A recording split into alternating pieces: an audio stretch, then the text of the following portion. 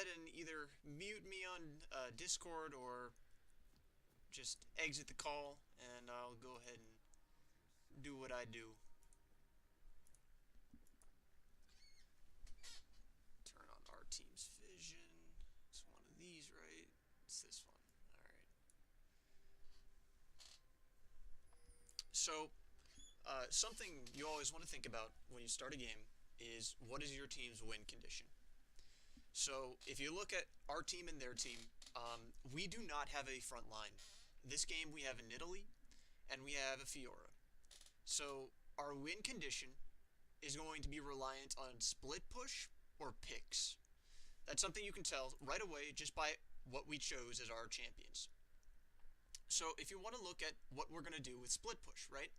Our split push is going to be the four of us in one lane and you on a side lane, because we don't have a secondary split pusher. We're not going to be able to do 1-3-1. Our team comp just does not work like that. So you are our split pusher, and then we have us who are going to try and siege. Their team has a Zed who's going to want to split push, a Renekton who's going to want to split push, and 3 people who are going to want to group.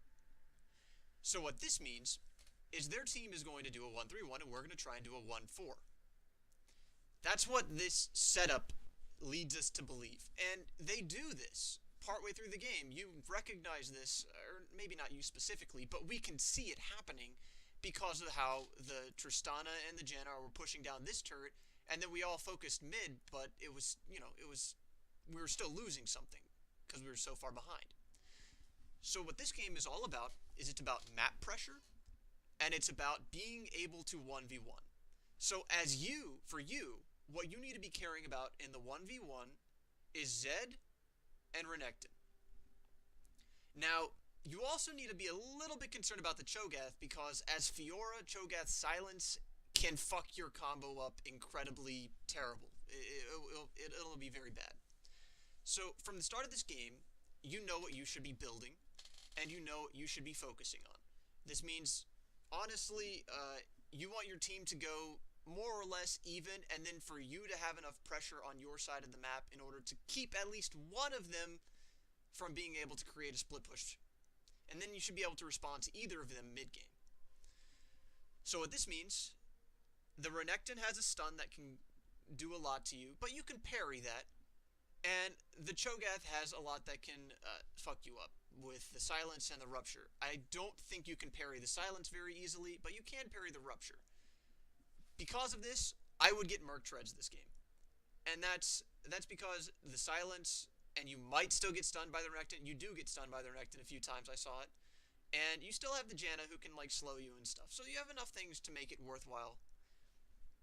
And that'll help you in the 1v1 as well.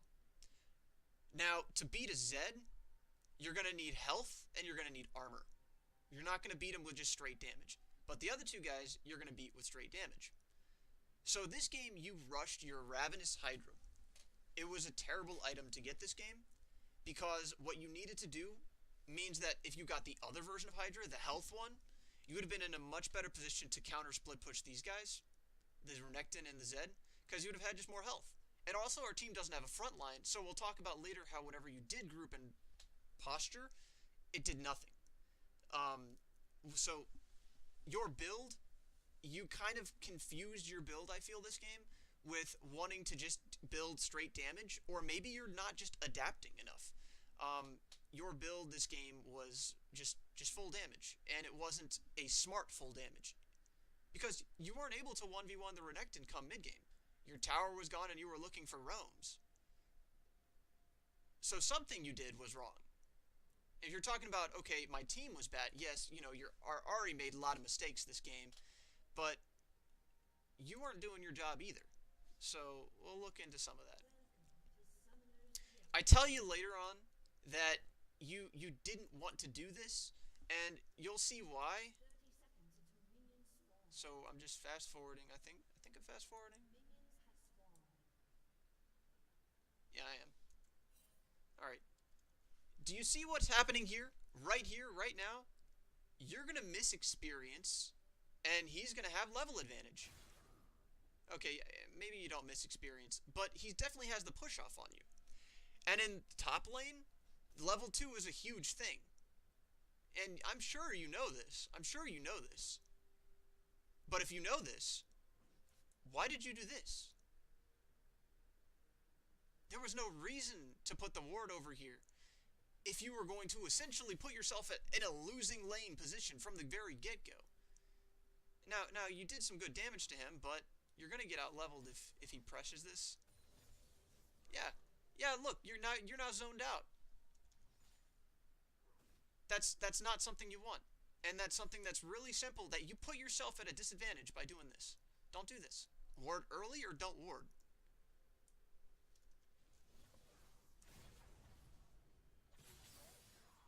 Good parry. That was a good parry. Um, we'll look at that again.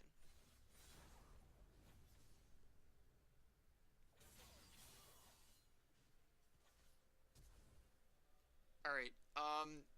So your mechanics on Fiora are a mix. I'm getting mixed vibes, and I'll show you exactly where I get this vibe. So right here, you do a very excellent parry to start off this fight, but then right after the parry, like this is an incredibly obvious thing. He already has a stun charge, so I don't know actually how much credit I'm going to give you for that. But do you see what you do with your Q right after that? You immediately dash into him, and you don't get your vital pop. So you're trying to do a quick combo, and this is what happens. He gets away because you do your quick combo and you don't get your pop off. You don't get your vital. And then you end up wasting flash. If you were going to do this play, you know what you could have done? Could have walked into the bushes first and known where he went and then flashed. Life changing, I know. Because you would have had your Q back, and you could have just pinged the Nidalee this way, right? If you just pinged the Nidalee over here, and you walked this way. So let's talk about the worst case scenario. If you wanted to flash early, flash this wall, and ping the Nidalee. I don't think you used a ping once this game. You'd have given the Nidalee a free kill. Or if you took the blast cone over, or if he had gone over this wall, you'd have picked up the kill. So what this means is you're not thinking fights ahead. Right? This whole time, you were just looking for the 1v1, and you were only thinking of it like while it was happening, it seems. So then whenever he flashes away, you're like, oh, I'll catch up to him, and then you flash. But you don't think about where you're going to flash to. You don't think about why. You don't think about where he's going. Because if you were flashing predicting that he was going over this wall, then that was a terrible flash, because he could have flashed over the wall like this. You really shouldn't have flashed there. And now, I would have stayed here like what you're doing. You do your parry a bit early, but you're still in an okay spot. The Nidalee is looking for it. Yeah, but not going to happen.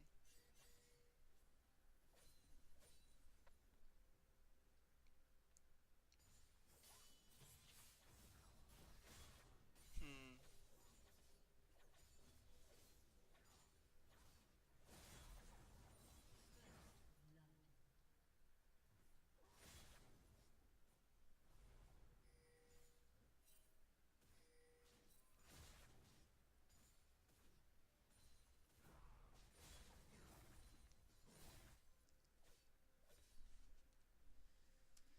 So, whenever you recall your first items, let's look at what your first items were. Okay, those are okay first items. I don't really have complaints about that. Um, I think that getting armor in this lane would be a good idea eventually, but for right now, your items are okay because the refillable will kind of make up for not having armor, and you got a pink ward to try and set up for ganks. So that's a pretty good recall. Uh, you're doing fine right now.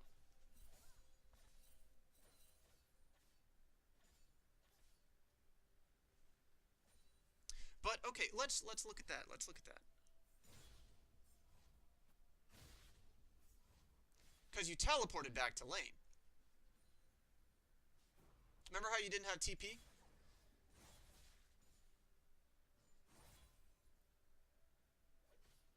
Now, this wave is a cannon wave. You see that, right? So if this wave got up to turret, which it probably would have, and if it didn't, then it would have frozen here. You're not using your teleport at good times. Because you would have been able to walk back to this. My friend has the same problem when he plays top lane. He uses his teleport just to get back to lane because he thinks he's doing, like, getting XP, getting money, and that's how you get your lead. Well, because you use your teleport like this to get back to lane, even whenever you had a perfect recall, any other role, you wouldn't have had teleport. You would have walked back, and that would have been a perfect time. But you're using your teleport just because you have it. And then, look what you could have gotten. Do you see this?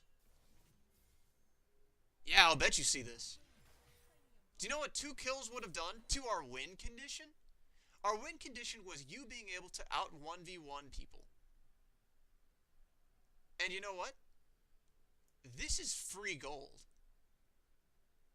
That's how you win the game, right here. This is how you put yourself ahead, and then I would have been able to push out this wave easier, and the Ahri wouldn't have needed to come. I know the Ahri ended up picking up one of these kills, and I ended up picking up one of these kills, but you could have picked up both of these. Instead, you take a fight over here, and it barely comes out in your favor. So I'll watch this fight, and we'll see how it plays. So you miss your parry again.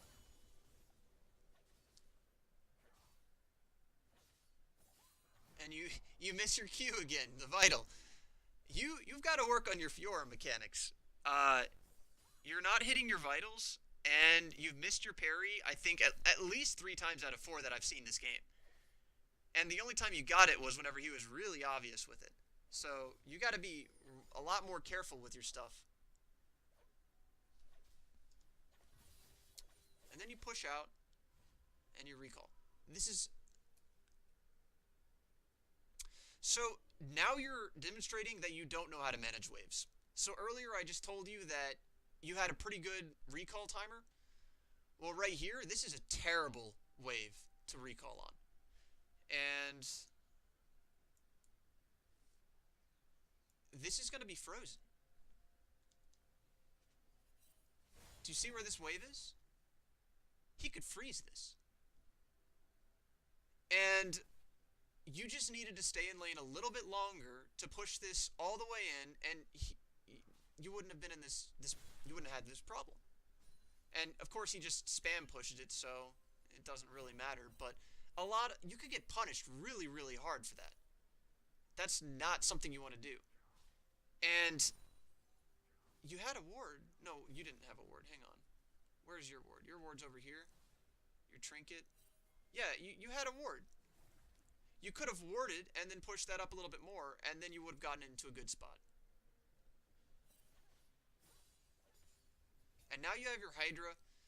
Again, I think this is still okay at this point, because I'm assuming you're going towards the health one. That's my modification to your build. You're going to get health, but you end up building the full damage one, which isn't a good idea for this game. For this game, you're not adapting your build.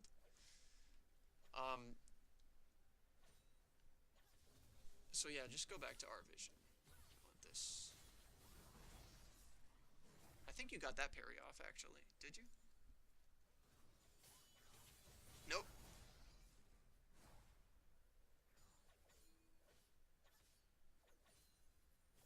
Alright. So here, we're going to talk a little bit again about jungle timers. This is coming up soon. And this is up. And look where you are. And look at your inventory. You have a ward. And you're not using it. And you're in an incredibly dangerous position. You fully deserve to get ganked here. And now you go, are you warden? Yep, you're warden. Good. In a situation like this, I'm not sure if I would have warded here. I might have, but the Cho'Gath could blast cone over. I might have warded over here. Both are okay. I don't really have strong feelings.